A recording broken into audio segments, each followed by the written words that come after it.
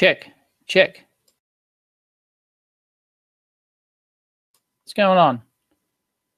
No, I think, yay, there we go. My mic was muted. Oops. It muted by default. That's weird. 2 viewers. Hello, 2 viewers. What can I do with this thing? Screen share. I can cameraman. What's cameraman? Control room.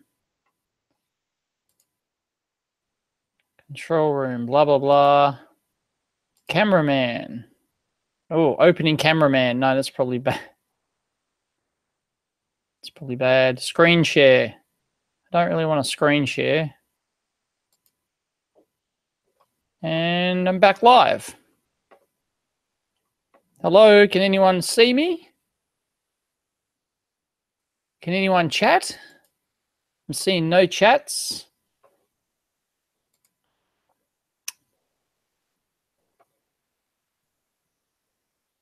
Okay, this doesn't. Either it's not working or nobody wants to talk to me. I can see 2 viewers.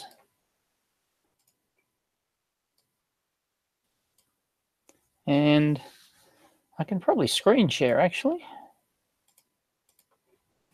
Let me try the screen share.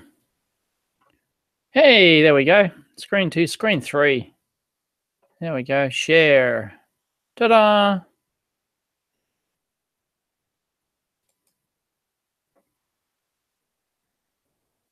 So this is what my patron page looks like. 1 viewer. They're dropping off like flies. Well, this ain't working too well. Not as good as the last one that I used. What was that one before? Well, I stopped broadcast. Maybe I need to open it up to public. No, 2 viewers, but nobody's chatting to me. There's no chats in the patron feed, and there's no... How do I... Okay. Hey, I'm back off screen share. Okay. I'm back off. But nobody wants to talk to me. I see nothing in the chat window. To list all available commands, do /star. Send an inline private message, shortcuts, help. User mute, unmute, unmute users. /users. You're the only member of the video call. 3 viewers. Okay. Can somebody, if you're watching, please type something in the chat? Oh, everyone's chatting in the YouTube chat. Thanks, Carl. Oh, okay, group chat. Okay, I'm looking at group chat. I will share my screen. Watch this. This will, will this cause it to implode? But I'll share my screen, and yeah, it imploded. Yep. But you can see that it's like group chat thing on the left-hand, right-hand side here. That's what I'm seeing. So that around there. So obviously group chat is different to YouTube chat. So I've got to call up I've got to go to the YouTube link and call up YouTube chat. Okay. Is that all? Hang on, I'll come back. There we go. I'm back. So is it in links? No, it's not in links. Okay. Well, that's a fail. All right. So if I go into live events and I just whack in the YouTube URL and I live stream my own feed, there it is. My screen. Yay. Watch this. Audio is good. Okay, 5 people watching. Okay, 6. 7. Okay. All right. Now I can pop out the live chat. Pop out chat. Ta-da! Yep. Sorry. Okay. Yeah, I can see it now. Hello, world. There we go.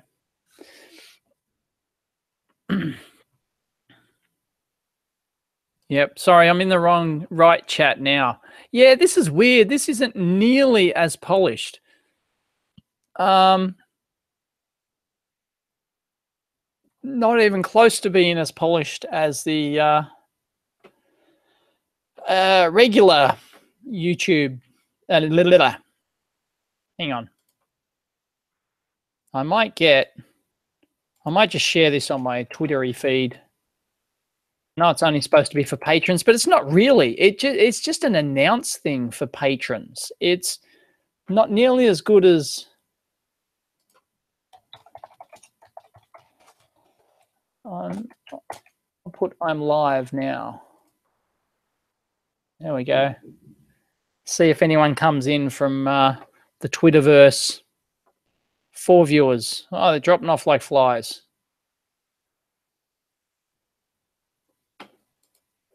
Let's see if they come in.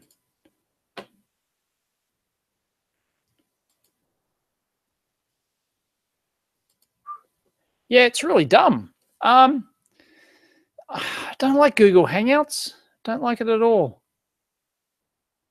It kind of works. Google Hangouts works if you're just hanging out with people, but if you try and stream it, it's crap. 6 viewers. They might be coming in now. 7. There we go.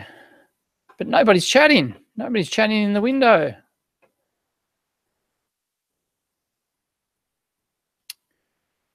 Carl was the last one to say anything. Hello, world.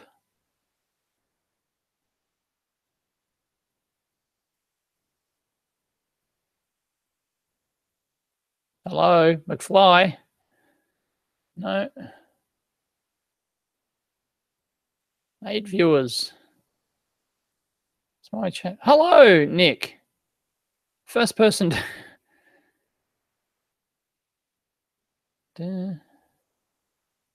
Oh, there must be it's the usual YouTube delay thing. How is the weather? Okay, look, I'll tell you what. Can somebody get their stopwatch ready and time the delay? I'm going to type hello into the chat. Okay, and I'm going to do that and can you respond straight away as soon as you see it? And well, I'll time it actually in 3, 2, 1, go. As soon as you see my hello pop up, can you reply instantly in the chat, and we'll see how long the delay is.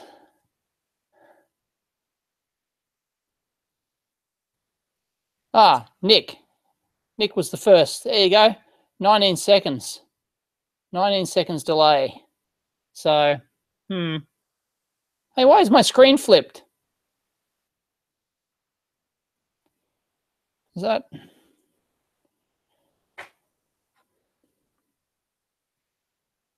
Oh, you saw it before I said, oh, okay, right, of course.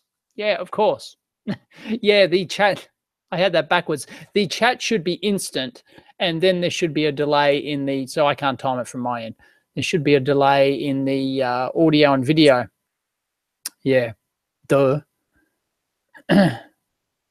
Yeah, this sucks. Like, yeah, I just got an email like this morning that Patreon had supposedly added YouTube Live feature to their system so that you could chat live with your patrons. And all it is just an announcement thing. It doesn't automatically set up the YouTube thing for you. It doesn't automatically do anything. You've got to go use your, and then it takes you over to Google Hangouts. So it's not even using YouTube Live. It's using Google Hangouts, which is an entirely different system. it's not nearly as good as the one I did last month where they introduced, I'm not sure what happened to it. I can't find it now, where they have the live, I can't remember what system it was, if anyone was here last time. They used another online content delivery network. God, I can't remember the name. And it worked flawlessly. It was single click set up. All the patrons got announced. They had like 50 people turn up. It was brilliant. And this thing just, it's hopeless. It's absolutely hopeless. Well, it works, but it just, it couldn't even pop up with the right chat window. Like, unbelievable. Nah, that's a fail. So, anyway, no one seems to be chatting. Yeah, no. Sorry, this was just a test, and I don't like it at all. I prefer the last one they had. Used some other live streaming system, and it worked flawlessly. I just did a single click in Patreon or something, and it just worked. It was browser-based, and it just worked. People must be out Friday night. Well, it's Saturday afternoon here. Saturday at 12 o'clock. There you go. Why is my watch back to front? Shouldn't be back to front. I flipped my screen or something. I don't know. Anyway. Crowdcast. That's it. Crowdcast. Yes. Yeah. Yeah, Crowdcast was way better. And it was instant. There was no lag, no discernible lag or something. Yeah. And now it's gone, I swear. Like, Patreon. Here we go. Like, I'll show you. I'll cast my screen. Here we go. And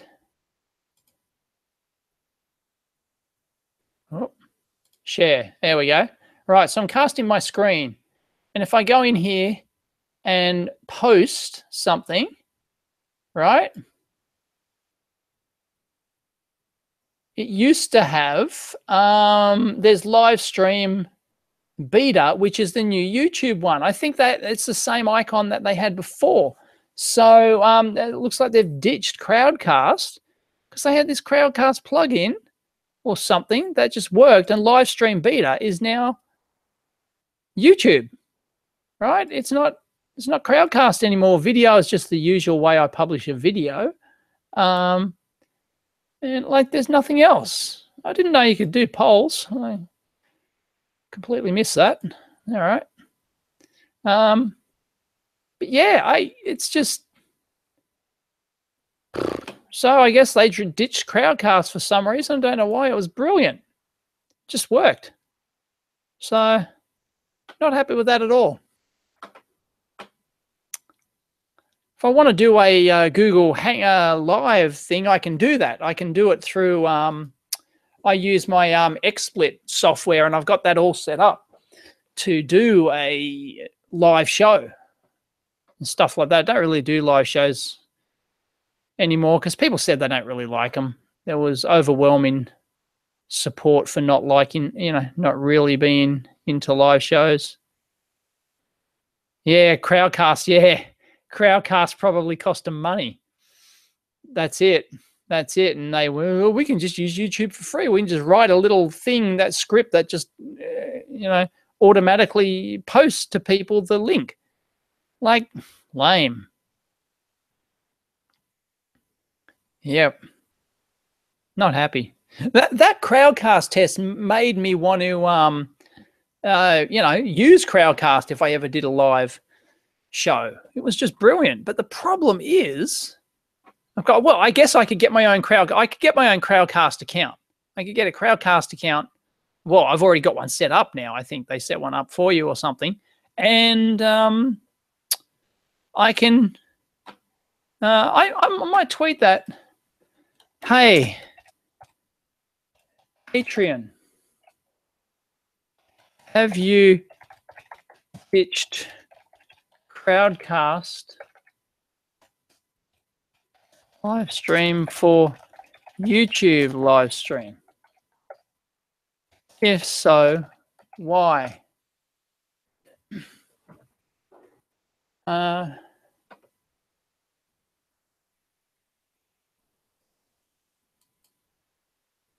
There we go.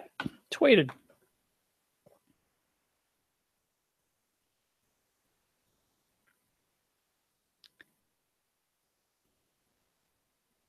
Oh, okay. Their help center still this crowdcast. Yeah, old info. Yeah, okay. Yeah, yeah. I thought it was the same live stream button they had before. And now it takes you to, it doesn't give you an option. There's no option to say use crowdcast or use live stream beta. I'd be happy if they, why can't they support crowdcast? Sure, they were offering like a free account and stuff, so that might have been costing them. But why can't they offer it as an option for somebody who wants to use crowdcast as a paid option? Cool. Thanks, SRVR. So yeah, we'll see what Patreon have to say. They're usually pretty responsive, Patreon. But yeah, that's it.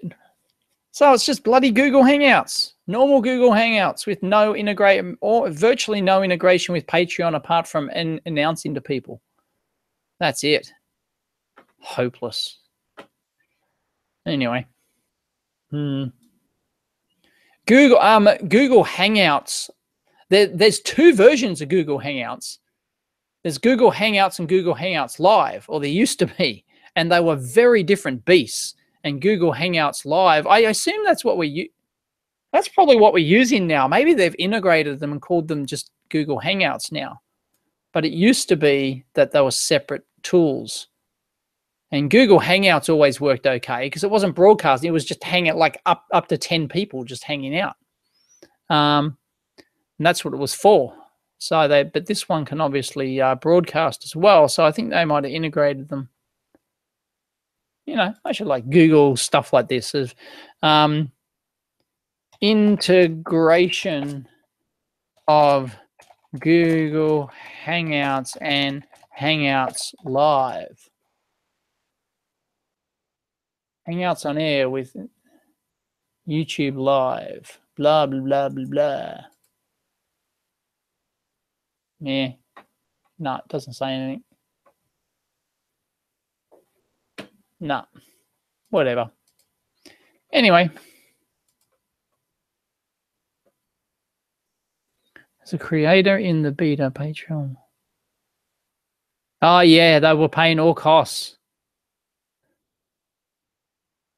For free up to 3 hours per month. Yeah, that one day that must have been costing them. Maybe everyone jumped on board. They didn't expect so many to jump on board and use it. And it probably cost them too much. And they went, whoa. Oh, if we continue the program, we will likely need to charge to help offset the high cost of delivering high quality video. Okay. Right. Yep. Yep. They've dropped it. There you go, eh?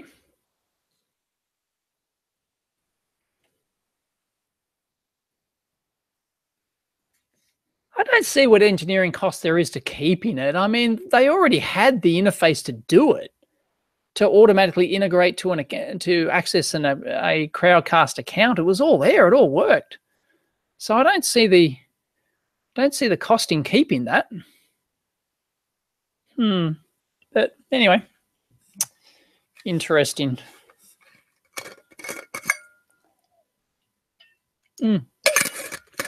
Anyway, so that's the test. Does anyone have any questions while I'm here live? Because I will need to go soon. I got to finish editing the video, and it's Saturday here, and there's family stuff on today. I may not get it finished.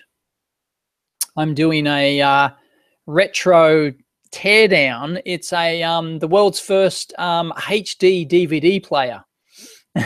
That's now, of course, defunct. An old Toshiba. 121 GW News. I just put a new.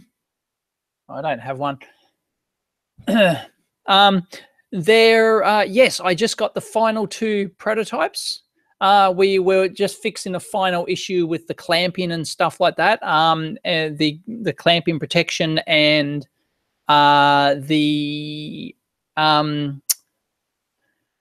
voltage reference as well. We improved the voltage reference. We changed that out, and we changed some of the resistors used for the voltage divider stuff. And I did a thermal testing video on the second channel, and it's now pretty kick-ass in terms of temperature stability. So yeah, we're having a few calibration issues with it before, and so they seem to be fixed now. So everything's good. And so almost everything is sorted. David/David2 has got the app working now, like pinch and zoom, data login, and all that sort of stuff. We just did a couple of days login tests, and it seems to work fairly well. There's still like software bugs and stuff in it. I haven't fed back the list to the manufacturer, who will be maintaining the software. It won't be us. It won't be myself or David won't be working on the firmware. They want to keep working on the firmware because they want to learn stuff to use in their other products, which is fair enough, considering that they're doing this whole thing for Nix for me. But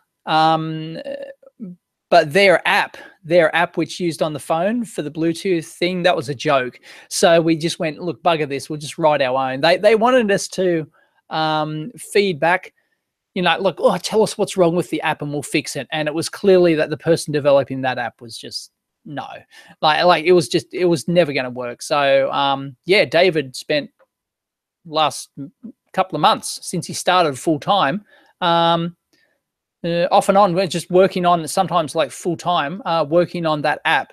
And it's a true cross-platform app. We haven't tried on all platforms yet, but yeah, he's had to learn a lot to do that, and it looks pretty good. So that will be open source. The reason we want to do it ourselves is because not only we control it, but then it's just, there's no issue over completely open sourcing that because it's ours.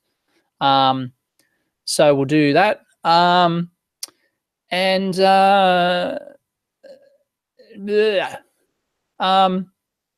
What else?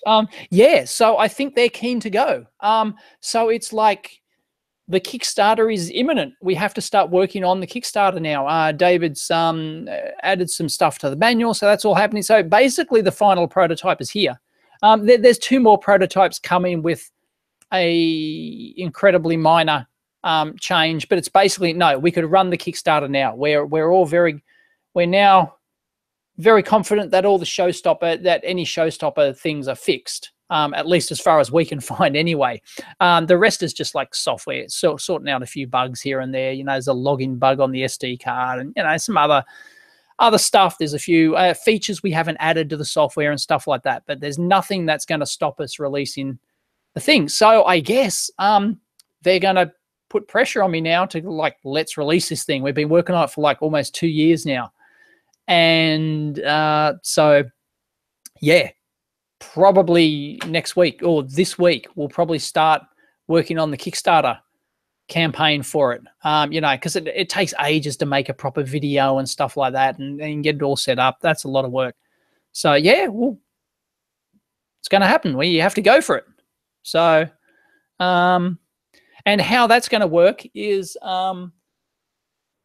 patrons plus email list supporters and people like that, and forum supporters will find out about the Kickstarter first.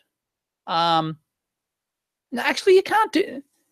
Can you? No, you can make it live, but then I'll like email them out so that they can jump in first. I'll like leave like a day before after I release it, so that they can jump in first and get any early bird deal or whatever on the meter. I'm thinking about setting the price to like $199, Yankee bucks, $199. It might even be cheaper for like early backers or something like that. Well, there might be 3 tiers of backers. I haven't talked to them about this, the manufacturer, but I'd like to get, say, maybe 50 units or something up front. So like do a pilot production run and then ship those out to early backers. And they could do that pretty quick because they can just turn the button on the production line, I'm sure.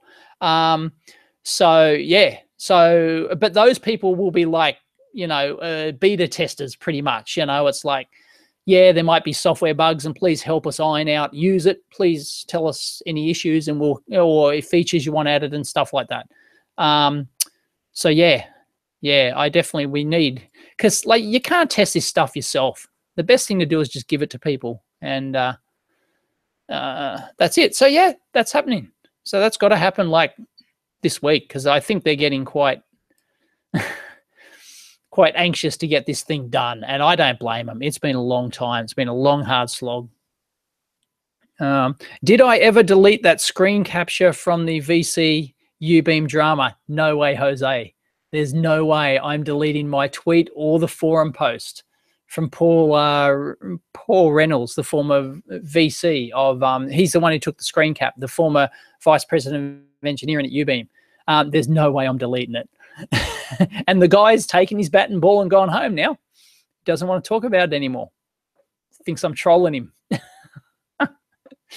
So yeah, no, I didn't delete that. I talk about that. I talk about the reasons why he's doing this, I'm sure, on the forum, on the EEVblog FAQ thing. And yeah, he made a big mistake saying what he said. He was just telling the truth, and he made a big mistake. His VC buddies tapped him on the shoulder and said, hey, you can't say that. You can't diss another VC's product.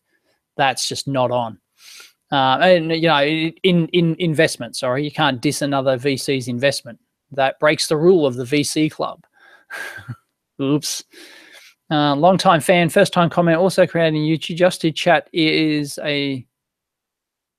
creating a YouTube channel just to chat is a bit annoying. Okay, yeah, Joshua. Yeah, crowdsource. I used one last month. That was much better. Yeah. Although the good thing, if I'm going to do a live show to all my audience, I'm going to use YouTube, because it's simply, you know, I've got like 450,000 subscribers, right? And most of them, you know, half of them might sign up for notifications or whatever, and they'll get instantly notified when I go live. So there's no contest to YouTube Live. I can instantly get 1,000 or 2,000 people tuning in when I go live. I can't get that with any other video platform. I just can't, because YouTube's where my audience is. But for Patreon stuff, Patreon chats, yeah, whatever it was, Crowdcast was awesome. Yep. Yes, Nick, I am expecting a quick shipping turnaround from the Kickstarter. Yeah, they as I said, I am stunned at their ability to churn out, to give me samples. It's incredible. So I think they can just, if I said send me 100 meters, I think it'd be like a week and they'd make them. Don't quote me on that, but yeah, it should be very quick. So there's no reason why, as soon as the money comes through, in fact, I should be able to get stock before the money comes through. Like if I know the Kickstarter's trending to be a success, and this is all going to, well, I'm going to go ahead with it anyway, even if the Kickstarter failed. Like I'm going to, you know, I can't just abandon them and say, oh, sorry, we spent the last 2 years just wasted. You know, no, I'm going to buy the meters. It just means I would have to pony up all the money to buy, you know, and that's serious business to get them. So yeah, but the turnaround should be really quick. Really quick. They're made in the Finest. Sounds weird. The Finest is a company owned by the manufacturer, and Finest in South Korea. So yeah, they seem very responsive. So it'll come out of the Finest factory, which sounds great. Yes, it's weird to have a Kickstarter where the product isn't a few years away. Yeah. Just like my microcurrent gold. I was proud that I shipped units the same day the money came through.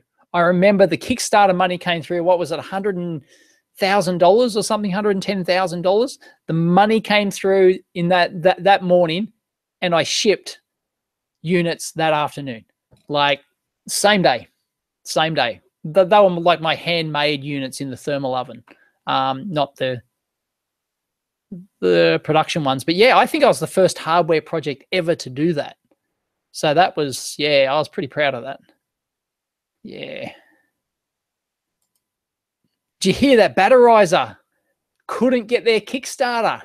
They had to go back to Indiegogo. Go and check out the Batterizer forum page. Oh, it's hilarious. Unbelievable. Oh, the hard case. What's the news on the hard case? Yes, I told them that the hard case sucks. Nobody wants that. And they said, oh, leave it with us. We'll make another one. We'll make a smaller one. So they're going to make a smaller one. They sent me some new probes as well. Hang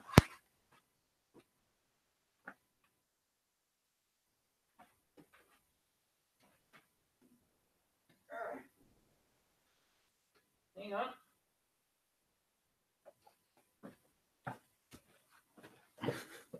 Yeah, they sent me some new probes. You know how I had some criticism about the previous probes, and they shortened this. Like they shortened the plug-in because I complained about that. And yeah, that's great. Okay, they fixed that. It's very nice. Nice rated leads they got on there, 18 gauge. But, you know, like, but the probe is still not gold-plated. It's still not as sharp. They do have the alligator clip thing, but they don't have the banana plug attached. Actually, like the Bryman ones, do the Bryman ones fit? I'm just curious. No, they don't fit. And yeah, they're not gold plated. They don't have the big finger guard like the Bryman one here does.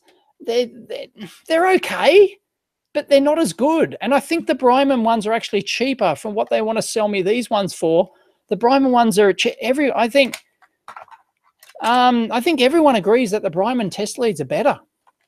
So I think I'm going to run with the Bryman leads. But I might use their hard case. I haven't seen their new hard case. They said they'd work on a new one. So yeah. I've got a few $100 US ready for going. Awesome, Nick.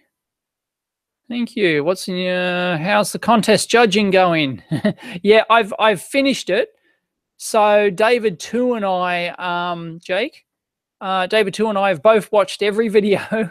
We have a spreadsheet where we ranked them from 1 through to 3, and so we matched. So then we couldn't see each other's scores, and then we put them in the same column, and then we copied them over once we'd finished, and then we multiplied the scores. And we've got, I think there were 5 or 6 videos that we both agreed were worthy winners, so to speak. If that's, I mean, there were tons that, could easily use a scope, but the ones that really stood out, there were probably I think half a dozen that match where we both thought, like they both scored 1, which was the highest. But then we haven't but we haven't started arguing. We haven't looked at that list and rewatched those videos and then argue over who the exact winner is. So that'll happen on Monday probably. Then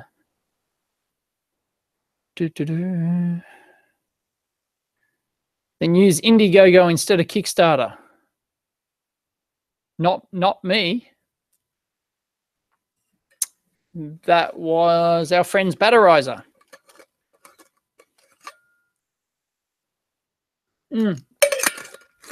Will they be drop shipped from South Korea or shipped from you? They will be shipped to me, presumably. We haven't talked about the logistics of it at all, but I don't think they're in a position to, I don't think they do that. It's not like maybe I couldn't arrange something, but I don't know. But the thing is, South Korea is not China, right? China there's specific legal things in place with China. That's why China gets such great shipping rates and, DHL shipping rates and other stuff. They really get the preferential treatment. So South Korea, it's probably as cheap to bulk ship them here and then for me to distribute using my existing channel, my existing channels, which I use for shipping my regular products on my shopping cart and stuff. So yeah, well, I'll probably ship them here because I've got to pack in and ship in person, and who's not full time. They're only part time. They only come in a couple of days a week, but they can come in more if there's a frenzy, if there's a Kickstarter frenzy. So yeah, we'll probably just ship myself because I want to like hands-on. Like we'll have to because we might have to include the Bryman leads, other stuff. There might be a bonus in there or something. I don't know. So there are no plans to drop ship. Let's put it that way. Each one will be handled here in the EEVblog office.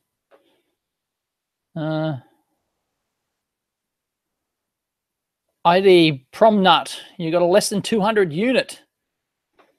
I've still got some green ones. They actually sent me the original, the rare green microcurrents back. They got some that like failed testing or something. I've got a box of them over there because I had a couple of panels worth of those made.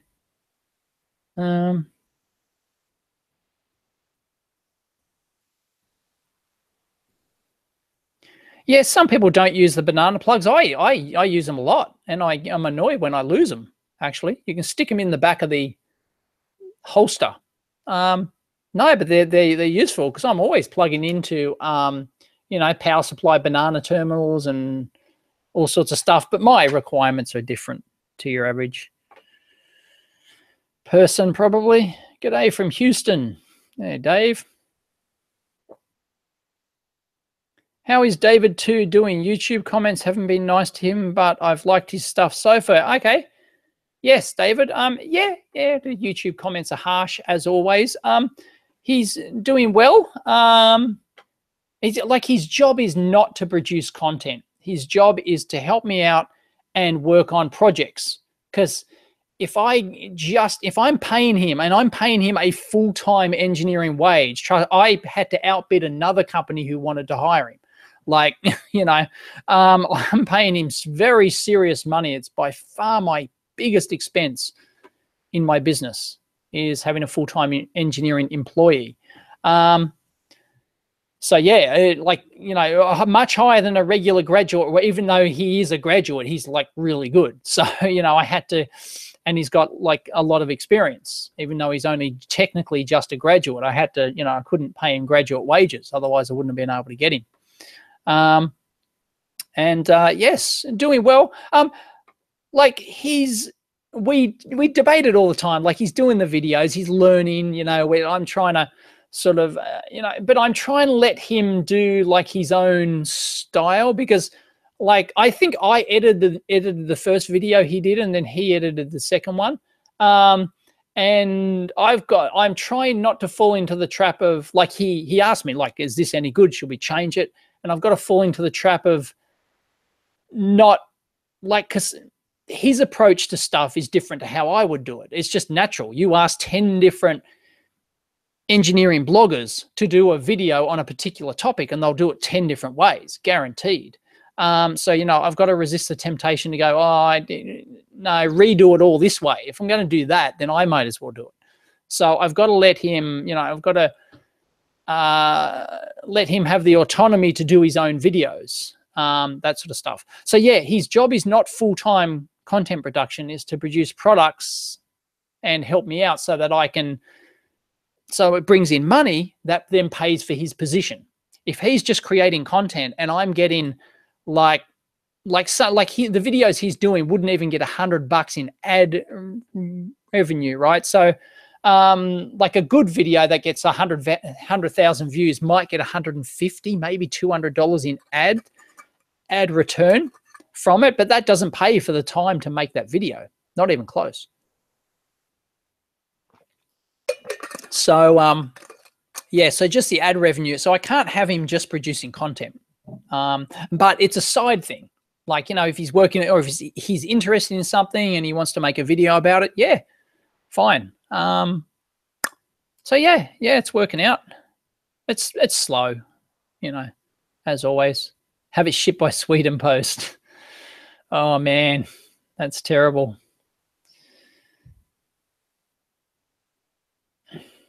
No, oh, Bob, no, oh, that's what you meant by Indiegogo instead of the Kickstarter thing. No, I refuse to use Indiegogo because it's the crowdfunding channel of scammers everywhere, and it's just a bad look. I just do not want to support them. No, so I will have the Kickstarter. I'll set a realistic goal, and hopefully I meet it. If I don't, well, I'll have to pony up the money. That's part of the risk. But yeah, no, I don't want to use Indiegogo out of just on principle. Whatever happened to the micro supply? It died in the ass. Enthusiasm. It's like way down our project list. It's still on our project list of projects to do for David to finish off. And he's come up with a new architecture that he wants to use in it and stuff like that. I don't know. It's my enthusiasm that's holding it back.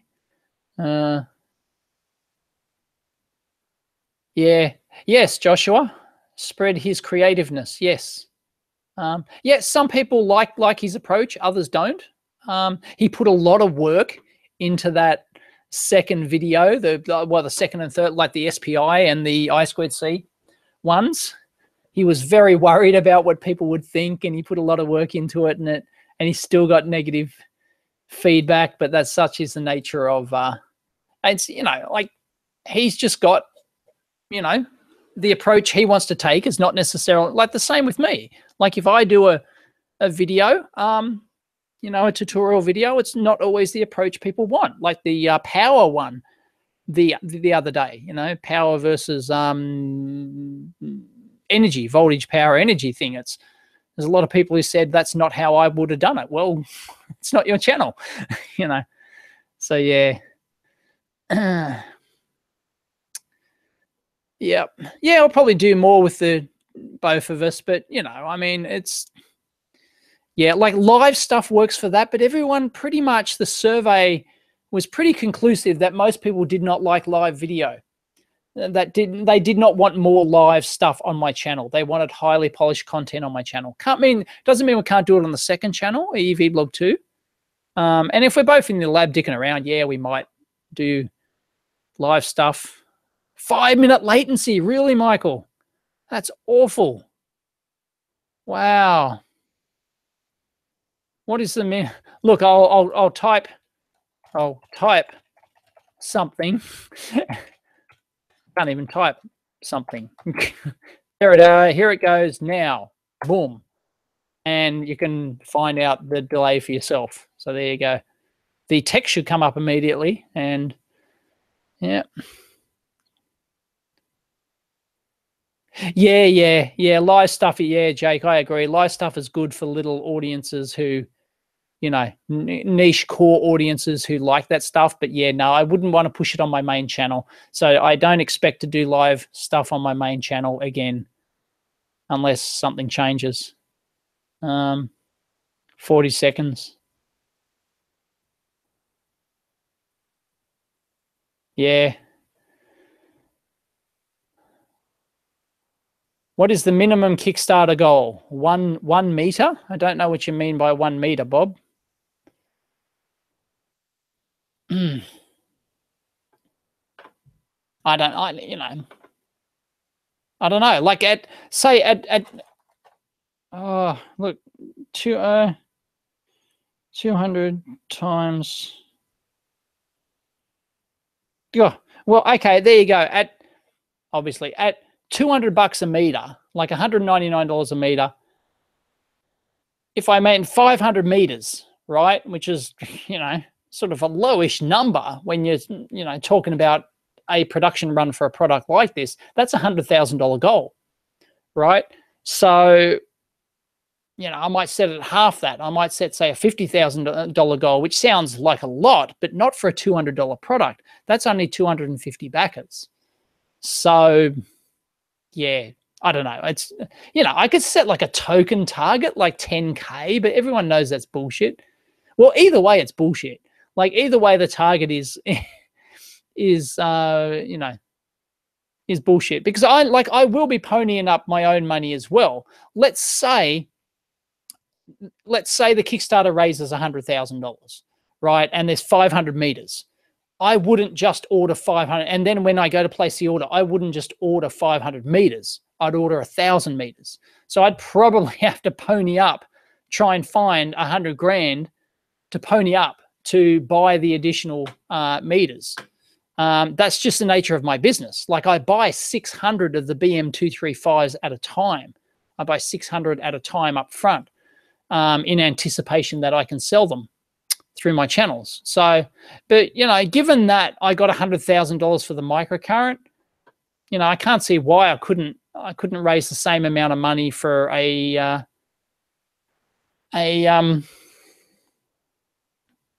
custom multimeter as well, especially if I do enough hype in the video. You know, like, you've got to have one of these because blah blah. You know, yeah. Anyway, it's hard.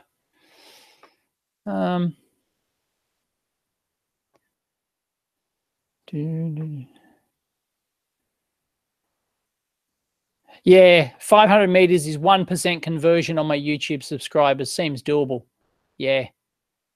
Yeah, 500 does seem doable. So I'd probably be, like, I think I said this to the manufacturer, I'd be disappointed if, like, I couldn't get 500 backers on the Kickstarter. Like, you know, like that'd be a minimum that I would kind of, if I didn't do that, I've failed drastically in some way. Either it's the pricing of the product, or it's the features, or my video sucks, or, you know, or my marketing for it sucks, or something, you know. So yeah, if I can't get that number of subscribers, of course, not all the subscribers watch all the videos. So it might be, you know, I might be you know, 450,000 subscribers, but the video will get like 100,000 views at best. So, you know, yeah. No, it is about 1%, Nick. It is about 1%, because if it's 100,000 views and I get 1,000, it's like 2% or something. If I get 1,000 backers, that is a 1% conversion from 100,000 views. Yeah, Michael. Why Kickstarter? Though they take what, 8% cut. It seems doable. It is. There's a couple of reasons. Yeah, I can. Yeah, my shopping cart. I can put it on my shopping cart now and take pre-orders and do a video and say, "Woohoo! Here it is." You know, I can do my own thing. There's no reason I can't do that. But the advantage, there's two advantages to Kickstarter. One is that it builds hype. Like I don't expect anyone who's not my audience to see the Kickstarter and go, "Oh, I want that," and buy it. So that's not the reason I'm using Kickstarter as most people do. They use it as an advertising platform. I don't need that because I've got my own platform. I've got my own audience. So, you know, 99% of backers are going to come from my audience and my own promotion of the product. So the exposure is the same. So why use them? Yeah, two reasons. One is that it does build hype. Like, people treat Kickstarters as a different thing mentally to a pre-ordered shopping cart. There's no hype, there's no excitement, there's no, oh, I'm getting an early bird discount. You know, like, there's no part of being the club of, you know, being like back in the Kickstarter and stuff like that. It's just not the same mentally. So that brings in probably enough orders to at least cover, extra orders to at least cover their fee, their 8% fee, or whatever it is. So if it's $100,000, you pay 8% to them. So you pay $8,000 or something. There's there's probably enough profit. Actually, it's probably enough profit in those extra sales just to do that. The next one is the logistics side of things can be better in terms of getting all people's details and addresses and sorting them out. It's in the shopping cart system's not great if you suddenly get 1,000 orders in your shopping cart That's not good. That ruins your day. It's just logistically easier to handle on a bulk scale Kickstarter stuff. So yeah, there's that, because you get it all into a spreadsheet, and then you can do all sorts of things with it. It's just nicer that way. Yeah. So they're the two reasons why I would be using Kickstarter. I could use the Australian one as well, that I've used before for the micro ruler, but Kickstarter's the, it's the biggie.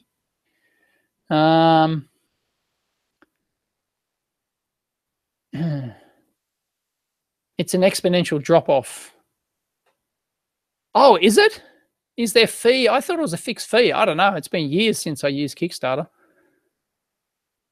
The $200 will scare off a lot, but yeah, 1%. Yeah, it will. Yes, I know, but there, that's just what it is. I mean, that's, like the retail price is probably going to have to be more than that. Eventually I'm going to sell this on Amazon. If I sell it on Amazon, it'll be well over $200, because Amazon take 18%. You think Kickstarter are huge. Amazon take 18% if you let them do the fulfillment. If they're doing the fulfillment and you send ones to their warehouse and they handle everything, it's 18%. It's huge. So that's why, I've got to raise the price. That's why it's cheaper to buy my stuff at the moment directly on my web store than it is to buy it on Amazon or on eBay. eBay take 10%, Amazon take 18%. I think 4 or 5% of that is the fulfillment extra. So you can drop it down to like 12, 13%, I think, Amazon fee. So yeah, it's gonna be well over $200 if you buy it through those. But people will pay more. People will pay more to buy it through familiar channels like Amazon. And they can have it next day. They can use Amazon Prime or whatever they've got, So it's, just different. There's no one market that rules everything, That's why I use Amazon, I use eBay, I use my direct shopping cart, 3 different systems. And for the microcurrent, I've got a dealer in the UK, Simon, who's the forum mod. How long till I get the Kickstarter up? I'm going to be working on it probably this week, Jake. So yeah. But as I said, I'll give a heads up to patrons and people on my subscription mailing list and my supporters. I'll give them like a day's head up so that they can get the initial any early bird discount deals or whatever. Yeah, that's why I chose it, Nick, because it's an interesting price point where there's not too many meters. There's not too much competition at $200 price point. That's why I wanted to meet it. And I can remember when we first did the first prototype, the first concept, I approached them and they said, yeah, we'll do a custom multimeter for you. And I said, I want this, and this. And I had in mind the $200 to maybe $250 price point. And and it had energy measurement and had all sorts of stuff. And they came back with the bomb, and they came back with a cost, a buy price for me. And there's no way I could just be pointless to even try and attempt to sell it at $200. It would have been like, well into the 300s. And that was too high. So I said, hey, what can you do for this build price? And then they came back and we had a reasonable concept. So, yeah. Yep. So that's why I thought the $200 price point might be all right.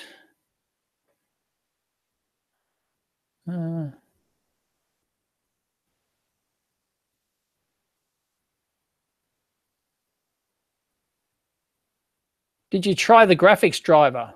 No, I didn't try the graphics driver with my blue screen of death machine. I have no idea where you even said that.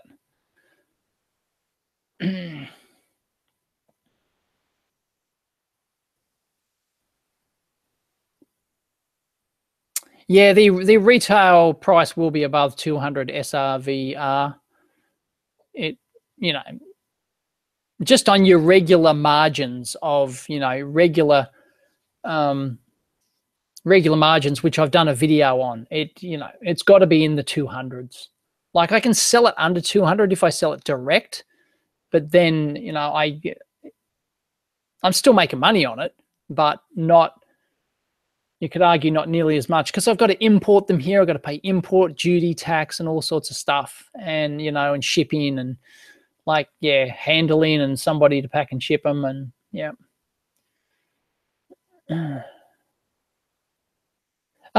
Jake, the spec will be on the Kickstarter. I think I released it on the forum, on the supporter section of the forum, the spec. Oh, well, no, sorry.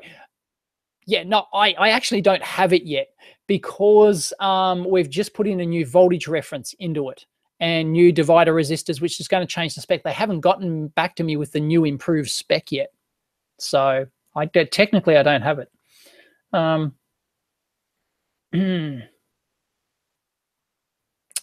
Yeah, so it's in the supporters section somewhere. I've mentioned all the features. I even mentioned the specs, the previous specs. No, I don't care about the AI fight. Mohammed?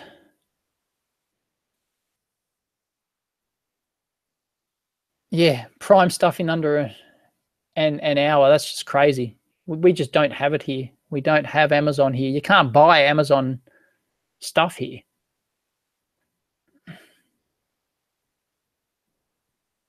Yep. Any update on the BLE support? Yeah, we fixed it. We fixed it. It's working now.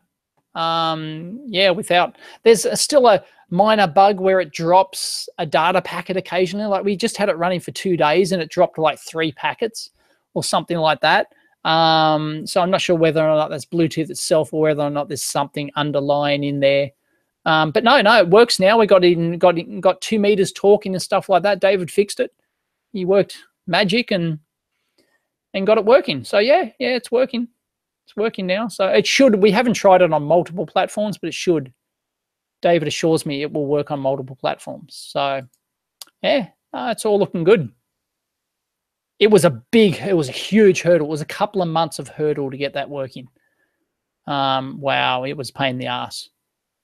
So yeah, anyway, what's the time? Yeah, it's 1 o'clock. I better go edit a video. Any more last minute questions before I head off? This was just an impromptu test. Yeah, but with hindsight, Bob, I would have chosen regular Bluetooth and implemented a serial protocol. No doubt. I wouldn't use Bluetooth LE again unless I had some watch or something that was ridiculously low power and had to, you know, but for a multimeter that has 4 AA batteries, Bluetooth. Should have just used regular Bluetooth. Live and learn. Didn't know. So yeah, because just implementing it as a standard serial protocol was just like easier, and you can't do that with the BLE version. Could be interference. Yeah, could be. Yep. What's in the takeaway containers? Was a burger. So yeah, thanks, Kev. Amp hour this week. No, there wasn't. Chris is away, so we asked Dave and I to do it. So it was on we record on Thursdays, and then I was about to record. I was waiting for David to come in. Then I get a text message saying he's sick, couldn't come in. So it didn't happen this week, unfortunately. So David, Tu, and I were going to do the show for kicks, and I have not heard about Bluetooth 5. God, only just struggling with BLE. Cool, thanks, ID Promnut.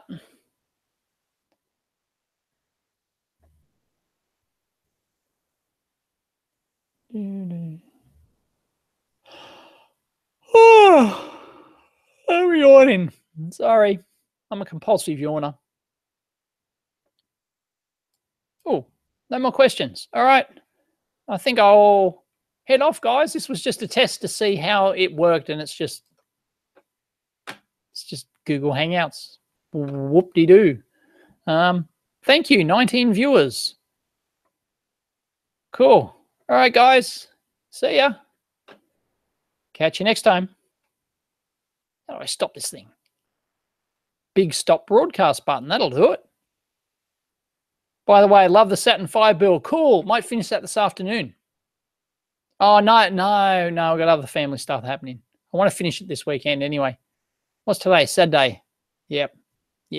Might be some Saturn V action tomorrow. Catch you next time.